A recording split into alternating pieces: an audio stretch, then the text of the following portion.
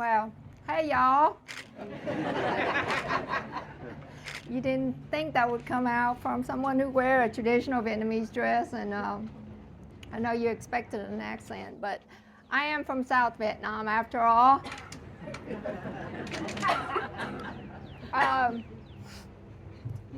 So in the remembrance of the Memorial Day, we gather here to honor our heroes and to pay tribute to their remarkable achievements, unwavering courage, and steadfast dedication.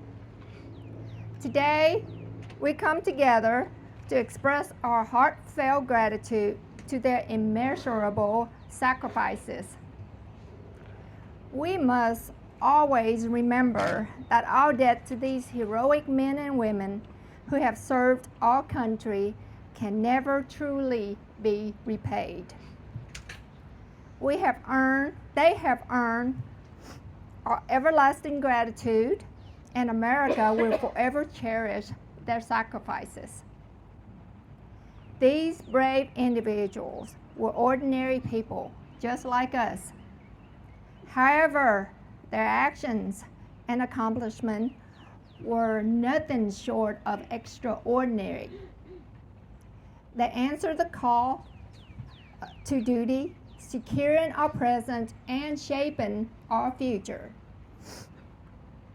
We owe it to them to carry forward their legacy and uphold the values upon which this great nation was founded: life, liberty, and the pursuit of happiness. Life, liberty, and the pursuit of happiness are noble ideals that were ignited in the very heart of our nation in Philadelphia. These ideals have transcended borders and kindle hope in the hearts of people around the world. They inspire individuals in places like Taiwan and Venezuela to defend their own freedom because they believe that it is possible, thanks to the United States of America. Our nation has been a beacon of hope, and the movement that began here has shaped the very existence of many nations around the world. Our flag, the symbol of the United States of America, represents more than just a country. It embodies hope and personal freedom for all. Liberty is the yearning of every heart, and it is here in this birthplace of freedom that the flame of hope were ignited. I personally understand the value of true freedom.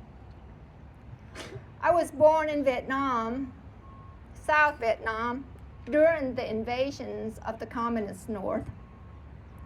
When the war ended, I was 8 years old.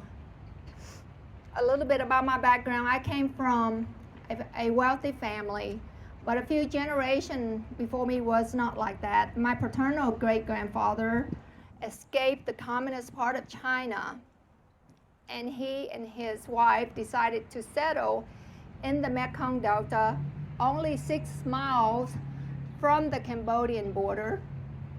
And there, my paternal grandfather decided that the Mekong River, which we live by the Mekong River, was a gateway to many economic and businesses.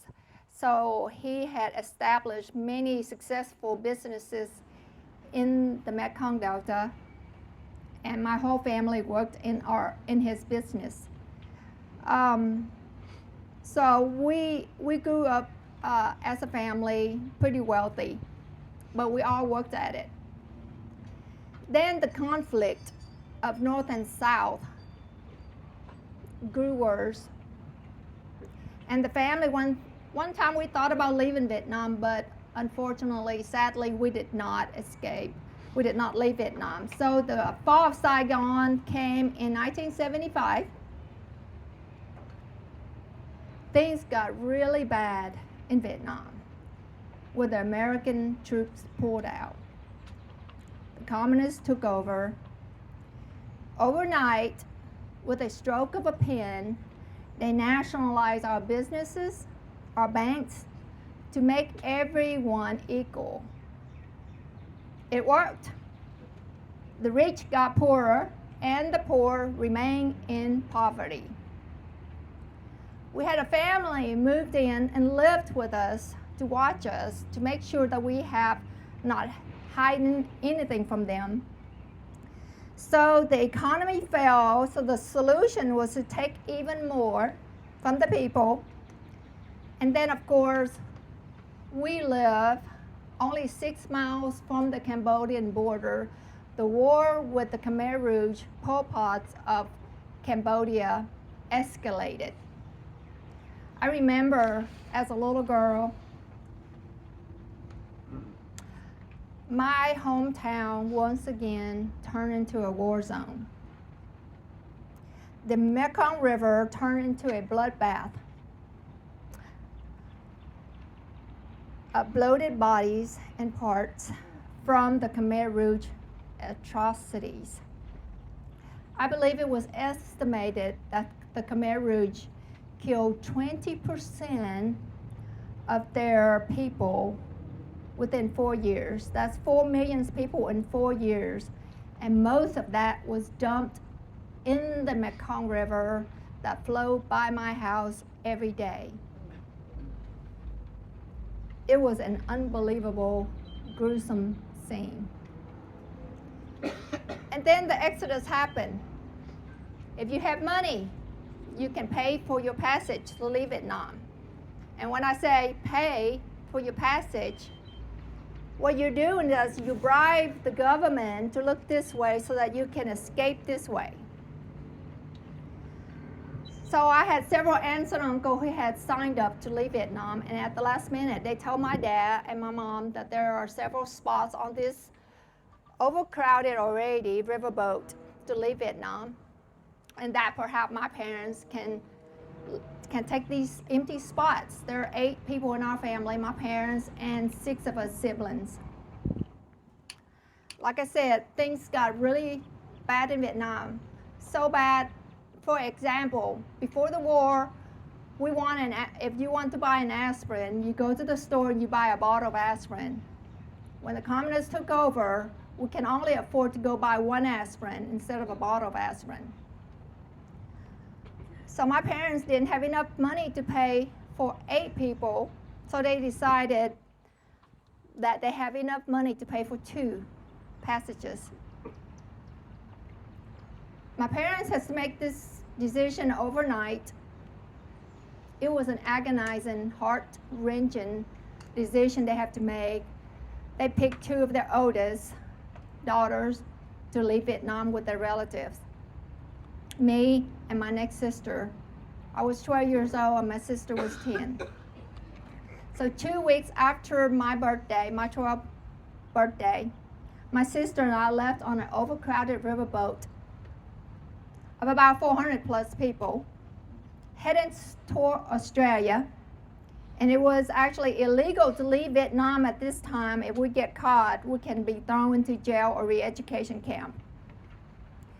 Although our destination was Australia, we were hoping to be picked up along the way by an American ship, because everyone wants to come to the United States.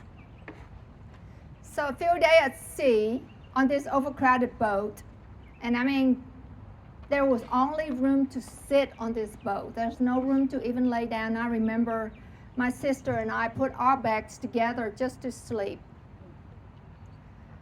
Our boat, a few days at sea, was seized by pirates. The pirates started stealing our jewelry and gold. I remember my sister and I had some jewelry on us. My parents had sent us some necklaces and ring and bracelet, and I remember strip them off of us, and we would stuff the jewelries in our mouths to hide from the pirates. So while the pirates are robbing people, there's this black bar on the horizon, and they can see it, we can see it. There's a huge storm, a colossal storm brewing. The pirates decided, instead of kill us after they robbed us, and that's what pirates do in the South China Sea, they were going to let the storm kill us instead. So they disabled our engine, threw our provisions overboard, and let the storm take care of us that way. Well, that storm, I believe with all my heart, is the grace of God. Because we survived that storm, but that storm actually carried us to a deserted island alongside other refugees. On this island, there was no shelter. It's called Cuckoo Island in Indonesia. We nicknamed it the Fly Island because the flies were so bad over there. We had to build shelter and drank whatever water we found, and mostly the water are just from dirty streams. There was not much food around. There's many nights my family and I went to bed hungry, and I don't mean just hungry that you're going to go get something to eat. I'm talking about going to bed so hungry that it hurts. More refugees start arriving on this island every day. There were so many people die of starvation and dysentery. We were off the grid for several months. My parents didn't even know that my sister and I had survived the sea. So after a few months of hardship and really struggling to survive, the international organization discovered there were refugees on this island, so they came and helped us. They came and they brought us medicine to help us with our illnesses, and they brought us food, lots and lots of canned food, lots and lots of Spam. We were so thankful for the Spam. I love Spam still. But I know that there are people out here that love Spam, and I know that some of you are closet Spam eater. You know who you are. We're so thankful for it. I was just thinking that if we didn't have any fresh meat, so canned meat is the best thing ever. We're so thankful for it. But anyway, after several months, we were sponsored to North Alabama. So 14 months on this awful island, we were sponsored to Alabama, July 18, 1980. And I remember arriving into the community of Athens. Americans people are the most generous people on earth. We arrived in Alabama, and they had helped us put together a furnished apartments for us. And I remember having soft beds to sleep in.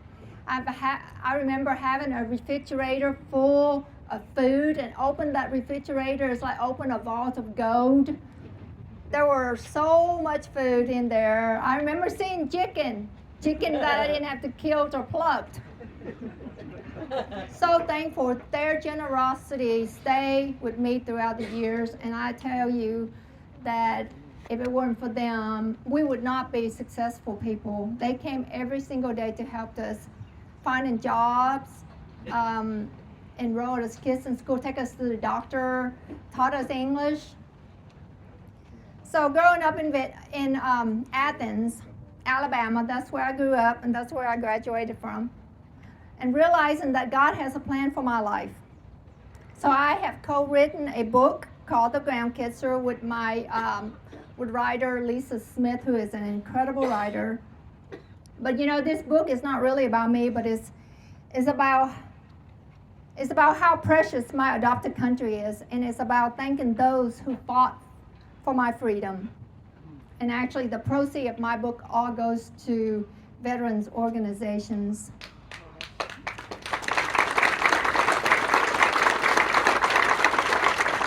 My mission in life is to thank as many veterans as I can, and of course, the Vietnam veterans, because they all hold a very special place in my heart. You know, our military is making a difference all over the world. They fight back darkness and oppressive government, whether it is communist or radical Islam. The result is the same. Everyone deserves to be free. Why do we want to be free? We can be free physically or spiritually. The goal is freedom. I don't know where you are in your faith, but Galatians 5:1 said, "It is for freedom that Christ has set us free. Stand firm then, and do not let yourself be burdened again by a yoke of slavery." We are created in God's image, and being free is ingrained in our DNA. Everyone wants to be free. So all this talk right now and debate in our culture about socialism and communism, just because it sounds good, it doesn't mean it will work. I have seen it in action. It eventually ends in tyranny and destruction every single time. It is one of mankind's greatest ideas, but it never fails to fail. The difference between socialism and communism is the amount of power used to make people comply. Is it a fine or is it a gun to your head? You know, I know not everyone here agrees with what I have to share, and that's okay. We can agree to disagree. I'm so thankful that I have the freedom to stand up here and speak and not be afraid that when I go home, the government isn't knocking on my door and drag me to a re-education camp. You know, we must learn from those that already lived under these oppressive systems. As Americans, we must fight to preserve and defend liberty. I spoke to a lot of people who have lived under this blatant lie. They often said to me, if the United States of America will fall into the lies of socialism and communism, there is no other place in the world where people can run to. Amen. There will be no one to rescue us. Our system isn't flawless, but it is the best in the world. Our country isn't perfect.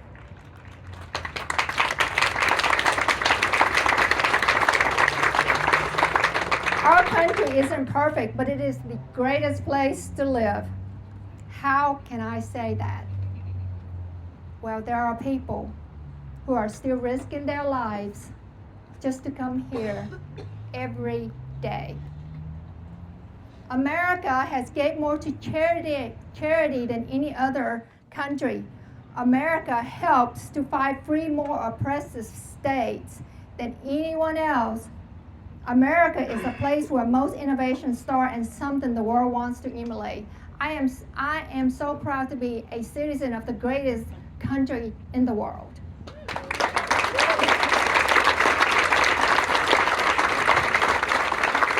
We are all from many different backgrounds, and we have different ideas and cultures due to our ancestors, right?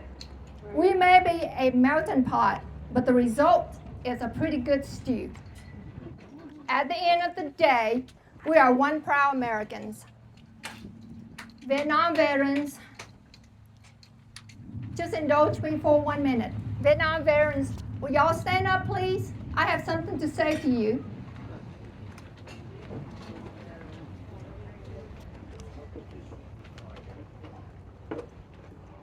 Look around at the Vietnam veterans. I stand before you to express my deepest gratitude and admiration for your service. You were called upon to accomplish an impossible task in Vietnam, and you answered that call with unwavering determination and selflessness. As you left your homes, your family, and your country, you fought not only for me, my family, and my homeland of Vietnam, but for the very ideals that defined the United States of America. You believe that every individual deserves to be free, to live in freedom, and you risk everything that makes that belief a reality. Yet upon your return, you did not receive the homecoming you deserved. Instead, you were met with a divided and ungrateful nation. You faced insults, contempt, and even accusation of being murderers. You carried the weight of guilt and the burden of unacknowledged sacrifice for far too long. Today, I want to set the record straight. Never believe in the lie that the Vietnam War didn't matter and that you fought for nothing and that your service was in vain. I am a living proof.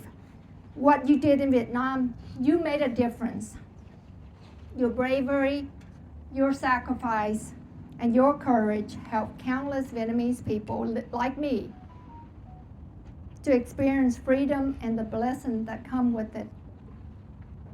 There are millions of Vietnamese individuals who now live in freedom, and they are eternally grateful to you for your sacrifices.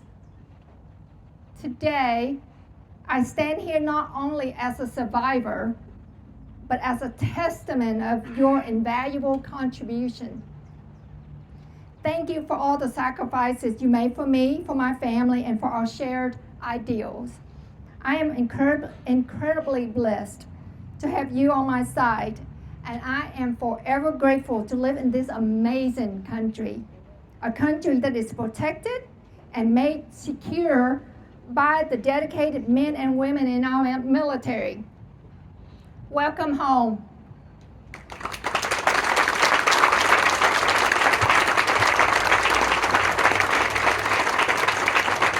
Thank you so much for having me today. May the Lord shine his face upon you and bless you all abundantly.